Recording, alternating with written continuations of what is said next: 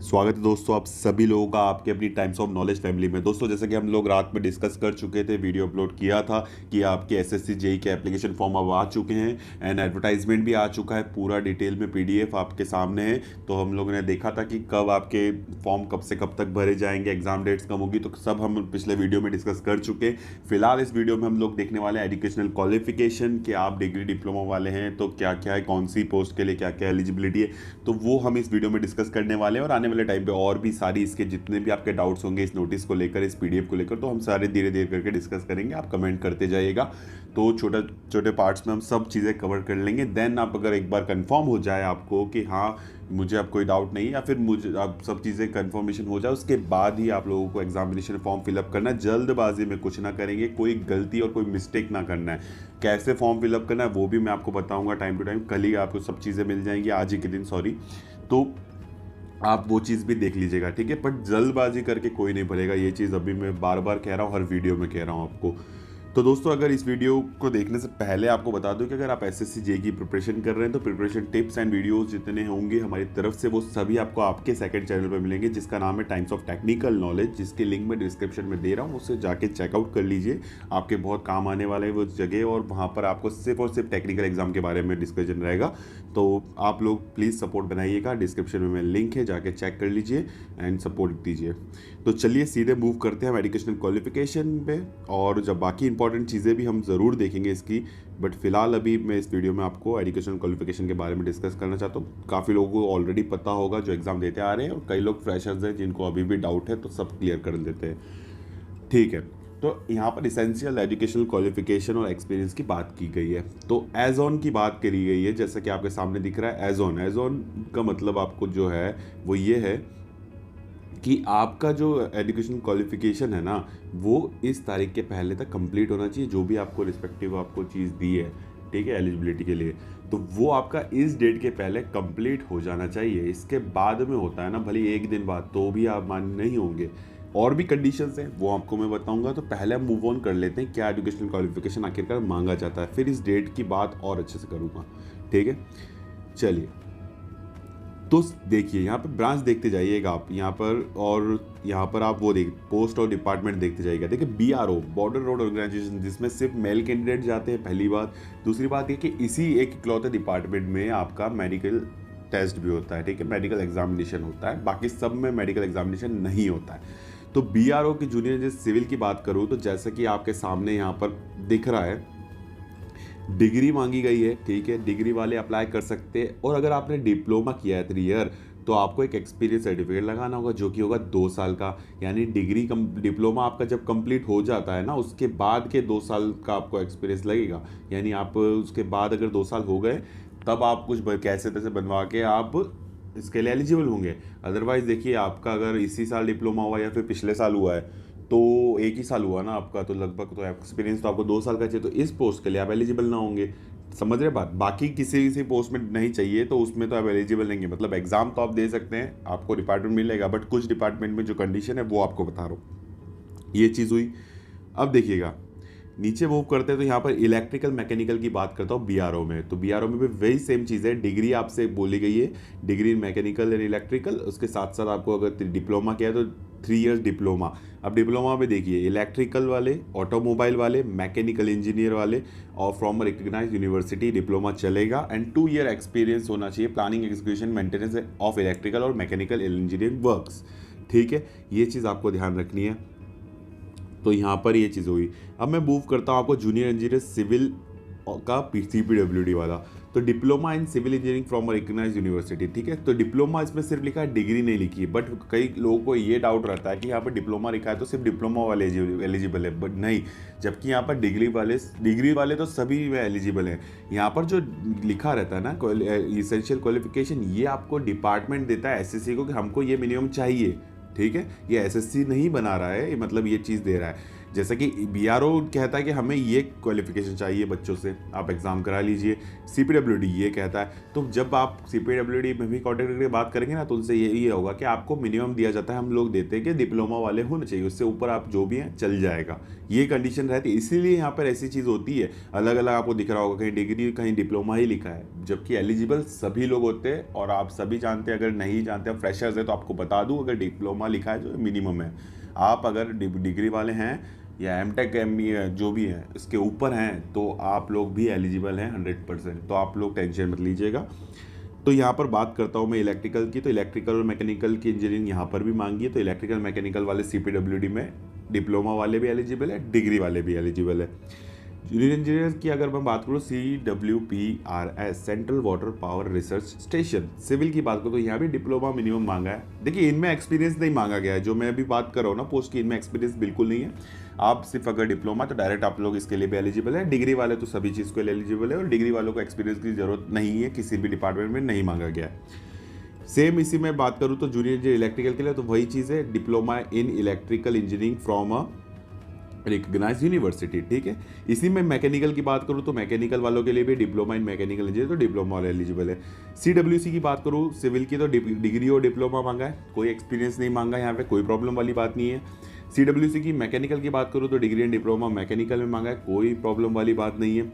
Junior engineer mechanical की DQA की बात करूँ, डायरेक्टरेट ऑफ क्वालिटी एश्योरेंस की बात करूँ, तो वहाँ पर डिग्री मांगी गई है, ठीक है, फ्रॉम अ रिकग्नाइज यूनिवर्सिटी। मतलब इसमें डिप्लोमा का नीचे आपको दिख जाएगा सेक्शन, तो डिप्लोमा जो है तो यहाँ पर 3 year diploma and 2 year experience, same वही चीज़ है।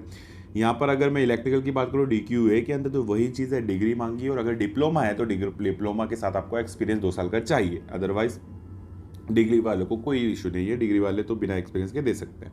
फरक्का बैराज की बात करूँ तो यहाँ पर भी मिनिमम डिप्लोमा मांगा है विदाउट एनी एक्सपीरियंस, तो डिग्री वाले भी एलिजिबल है, डिप्लोमा वाले भी एलिजिबल है। इलेक्ट्रिकल की बात करूँ तो वही चीज़ है, डिप्लोमा इन इलेक्ट्रिकल यानी डिग्री भी एलिजिबल है, डिप्लोमा विदाउट एक्सपीरियंस भी एलिजिबल है। मैकेनिकल के भी सेम वही कंडीशन है, ठीक है। अब MES की बात करूँ तो यहाँ पर एक्सपीरियंस फिर मांगा जाता है, तो डिग्री वाले विदाउट एनी एक्सपीरियंस आप लोग अप्लाई कर सकते हैं, मतलब इस पोस्ट के लिए एलिजिबल है। एंड अगर ये डिप्लोमा की बात करें तो 3 साल का डिप्लोमा और 2 साल का एक्सपीरियंस यहाँ पर भी मांगा गया है MES में, और हर साल मांगा जाता है। वही सेम इलेक्ट्रिकल मैकेनिकल के लिए सेम कंडीशन है, आपकी डिग्री है तो अप्लाई कर सकते हैं, एलिजिबल है, मतलब अप्लाई तो आप सभी करेंगे। और अगर डिप्लोमा आप 3 साल है तो 2 साल का एक्सपीरियंस साथ में होना ज़रूरी है, ठीक है। अगर हम NTRO की बात करें तो NTRO में भी डिप्लोमा मिनिमम है विदाउट एनी एक्सपीरियंस, तो ये भी अच्छी बात है। NTRO इलेक्ट्रिकल और मैकेनिकल की बात करें तो वहाँ पर भी डिप्लोमा विदाउट एनी एक्सपीरियंस। तो बिना एक्सपीरियंस वाली भी कई पोस्ट हैं, अगर आती हैं वैकेंसी इसमें से तो आप इनके लिए एलिजिबल रहेंगे, और अगर नहीं आती इनमें से तो आपको 2 साल का एक्सपीरियंस तो वाली जो पोस्ट है अगर वो आती है तो उसमें तो चाहिए ही चाहिए, वो आपको चाहिए। मतलब 2 साल का ऐसा नहीं कि उसमें आपका नहीं है तो नहीं होगा। आप अगर 2 साल का जिसमें नहीं आपका एक्सपीरियंस नहीं है तो आप इन पोस्ट के लिए होंगे एलिजिबल जो नहीं मांगती है एक्सपीरियंस, ठीक है। और डिग्री वाले ऑल ओवर जितनी भी पोस्ट है सभी के लिए आप एलिजिबल है, चाहे एक्सपीरियंस हो या ना हो, ठीक है। ये बात हो गई। अब ये जो बात बताई है इसमें एक इंपॉर्टेंट चीज़ ये है कि आपकी जो डिप्लोमा कंप्लीट, जैसे एक्सपीरियंस डिप्लोमा वालों को मांग रहे हैं, तो डिप्लोमा कंप्लीट होगा ना, उसके बाद के 2 साल काउंट होंगे एक्सपीरियंस में। यानी कि डिप्लोमा के साथ अगर आप कुछ कर रहे हैं, इंटर्नशिप या एंड ऑल जो भी ट्रेनिंग वगैरह कर रहे हैं, या आप कहीं काम भी कर रहे हो, तो वो आपका एक्सपीरियंस में काउंट नहीं होगा। आपकी जो लास्ट डेट होगी, मतलब यानी आपकी जो डिप्लोमा सर्टिफिकेट जो आपकी डेट होगी, यानी आपका जो कंप्लीट हुआ होगा डिप्लोमा, उस डेट के बाद से 2 साल काउंट करे जाएंगे, और इस चीज़ का ध्यान दिया जाएगा। अलग से यहाँ पर 2 बार इस नोटिस में आपको यहाँ पर पैराग्राफ लिखा हुआ है इस चीज़ का, तो ध्यान रखिएगा। और आपको अगर नहीं दिख रहा तो बता दो, यहाँ पर भी लिखा हुआ है वही चीज़, ठीक है। तो आपका जो चीज़ है यहाँ पर बता दिया मैंने कि 2 साल बाद के काउंट होंगे, डिप्लोमा कंप्लीट होने के बाद के 2 साल, ठीक है। कंटिन्यू के साथ साथ वाली चीज़ यहाँ पर काउंट नहीं होगी। चलिए, अगर और इम्पोर्टेंट बात करूँ तो यहाँ पर जैसे कि यहाँ पर बता दिया है कि अगर आप लोगों का जो भी है, आप डिप्लोमा हैं या डिग्री वाले, तो आपके जो भी DB के टाइम आपके डॉक्यूमेंट्स लिए जाएंगे, मार्कशीट हो, वो प्रोविजनल हो या फिर डिप्लोमा सर्टिफिकेट डिग्री हो, ये सब चीज़ें आपकी अगर प्रोविजनल आ गई हो या ओरिजिनल आ गई हो तो वो भी, तो ये सब चीज़ें आपके DB के टाइम लगेगी, ठीक है, जब डॉक्यूमेंट वेरिफिकेशन के लिए बुलाया जाएगा आफ्टर पेपर 2। तो जब DB के टाइम बुलाया जाएगा तो उसमें यही चीज़ है, वो चेक करेंगे कि आपका जो डेट दी थी ना, कट ऑफ डेट, वो थी 1/1/2021, इसके पहले आपका कंप्लीट है या नहीं, ये चीज़ चेक करेंगे वो लोग। साथ में अब उसमें आप अगर प्रूफ नहीं कर पाते कि मैं इसके पहले कंप्लीट हुआ था, तो आप रिजेक्ट हो जाएंगे, सीधी सी बात है, सारी मेहनत वेस्ट। एक और चीज़ है, जैसे कई लोग होंगे जो होगा कि जिनके डिग्री जो होती है, डिग्री या डिप्लोमा हो या फिर आपके जो प्रोफेशनल डिग्री आ रही है, उनमें क्या होता है ना, कई बार डेट्स का इशू होता है। यानी कि आपका कंप्लीट हो गया होगा यहाँ पर, ठीक है, एजुकेशन क्वालिफिकेशन, बट क्या होगा ना कि जो कट ऑफ डेट दी है इसके बाद डिग्री आ रही है या फिर इसके बाद ओरिजिनल आ रही है, मतलब डेट्स बात की हैं, बट आप तो पहले ही कंप्लीट कर चुके थे, आपका रिजल्ट ऑलरेडी पहले ही आ चुका था फाइनल ईयर का। तो ये चीज़ भी कई केसेस होते हैं। तो ऐसी बात है कि इसमें यहाँ पर लिखा भी आपके सामने पैराग्राफ जो है स्क्रीन पर, कि अगर आप जो है आप प्रूव कर देते हैं कि आप इसके पहले बन चुके थे, मतलब इंजीनियर आप लोग बन चुके थे, इसके पहले आपका डिप्लोमा हो चुका था, डिग्री हो चुकी थी, जो कट ऑफ डेट है ये आप प्रूव कर सकते हैं, तो आपको कोई प्रॉब्लम ही नहीं होगी। यानी कि डेट भी बदली, भले ही दूसरे सर्टिफिकेट में अलग हो, बट आप प्रूफ कर देंगे। वो प्रूफ कैसे करेंगे? या तो देखिए आपके जो फाइनल रिजल्ट ऑब्वियसली पहले आ गया होगा, तो रिजल्ट के तौर पे आप प्रूफ कर सकते हैं, जो आपकी कंसोलिडेटेड मार्कशीट होती है उस पर भी प्रूफ कर सकते हैं आप, ठीक है। एंड भले ही आपका जो प्रोविजनल में डेट आपकी कट ऑफ के बाद आई हो, या फिर ओरिजिनल जो मार्कशीट जो आपकी डिग्री आती है उसके में भी अगर बाद की डेट हो, तो भी आपको कोई प्रॉब्लम नहीं है। जबकि आपका अगर पहले हो चुका है एग्जाम और आपका रिजल्ट भी आ चुका है, आप डिक्लेयर हो चुके हैं कि आपका कंप्लीट हो गई है डिग्री या डिप्लोमा, तो आप वो प्रूफ करके दे सकते हैं, कोई प्रॉब्लम नहीं है, ठीक है। एंड कॉलेज से भी लेटर लिखा सकते हैं। तो बहुत सारी चीज़ आपके पास ऑप्शंस अवेलेबल है, कोई प्रॉब्लम वाली बात नहीं है। तो कट ऑफ डेट के पहले कंप्लीट हो गई है, भले ही आपके पास डेट आपके जो आपकी डिग्री में अलग आ रही है, बाद की आ रही है, तो भी आपका चलेगा। ये पैराग्राफ उन्हीं लोगों के लिए आपके सामने है, ठीक है।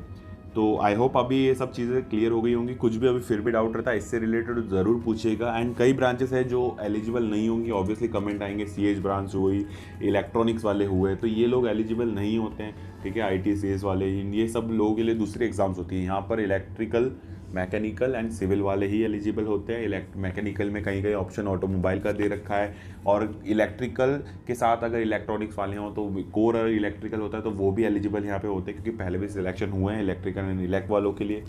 तो इस तरह से चीज़ें हैं।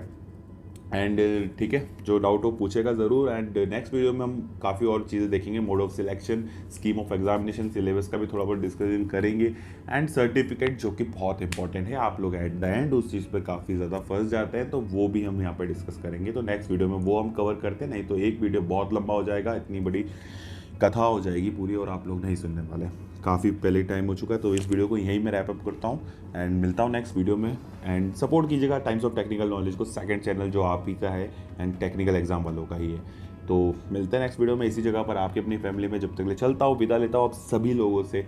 ऐसे ही मेहनत करते रहिए और अपनी सेहत का ध्यान रखिए। जय हिंद, वंदे मातरम।